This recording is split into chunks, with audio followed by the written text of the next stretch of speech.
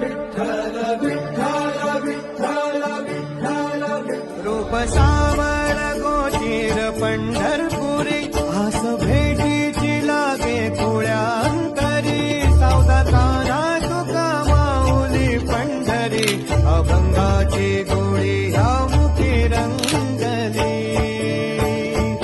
कुळा जीव हा भक्तीत नादावला पावला पावलात विठू तू सामावला देह विठ्ठल देह विठ्ठल देह विठ्ठल विठ्ठल झाला देह विठ्ठल विठ्ठल झाला नाम घोषात देह हनाला देह विठ्ठल विठ्ठल झाला देह विठ्ठल विठ्ठल झाला. मोठी श्रीमंती आहे आणि आपण चुकतोय म्हणून मी काय सांगत असतो. आता एक लहान लहान लेकरे आता इकडे दोघ जण आहे यांच्याकडे तुमचा कॅमेरा फिरवा या दोघांकडे आणि या लहान लेकरांकडे फिरवला ना फिरवला ना. आता वाक्य ऐका या लहान लेकरांना कळालं आपण कुठं उभं राहिलो पाहिजे. या लहान लेकरांना कळालं आपण कुठं उभं राहिल्यानंतर आपला उद्धार आहे. परंतु 70-60 वर्षाच्या डांगरांना कळाला आपण कुठं उभं राहतो. आणि धर्म टिकवणं काळाची गरज आहे. आपल्या धर्माचा नाश इतर लोकांनी नाही केला आपल्याच लोकांनी केला. कारण मला सगळा मुस्लिम धर्म आहे शीख धर्म आहे ख्रिश्चन धर्म आहे त्यांची लोक कधीच त्यांच्या धर्मावर टीका टिप्पणी करणार नाही. आपले लोक एकादशीवर करतील आपले लोक टिप्पणी रामावर करतील कीर्तनकारांवर करतील तुकाराम महाराजांवर करतील गीतेवर करतील भागवतावर करतील. ते लोक कधीच बोलणार नाही. ते त्यांच्या धर्माची एकनिष्ठ आहे आणि आपण आपल्या धर्माशी गद्दारी करतोय. काय होतं म्हणून मी रोज सांगत असतो आपला धर्म कसे असू द्या आपले कीर्तनकार कसे असू द्या आपले वारकरी संत कसे असू द्या त्यांच्याविषयी अजिबात निंदा नालस्ती करायची नाही.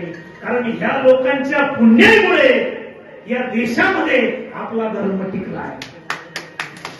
म्हणून मी रोज सांगत असतो रोज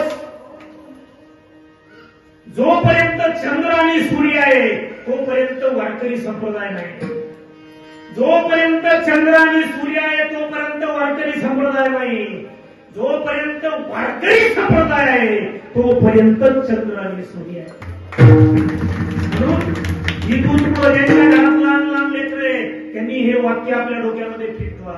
इथून पुढे धर्मरक्षणाचं आणि संस्कृती टिकवण्याचं प्रशिक्षण कोणत्याही इंग्लिश मिडियमला भेटणार नाही कोणत्याही कॉलेजला भेटणार नाही कोणत्याही महाविद्यालयात भेटणार नाही. पण धर्मरक्षणाचं आणि संस्कृती टिकवण्याचं प्रशिक्षण जगाच्या पाठीवर एकच विद्यापीठ आहे. त्या विद्यापीठामध्ये धर्मरक्षणाचं आणि संस्कृती टिकवण्याचं प्रशिक्षण दिलं जातं. त्या विद्यापीठाचं नाव वारकरी संप्रदाय.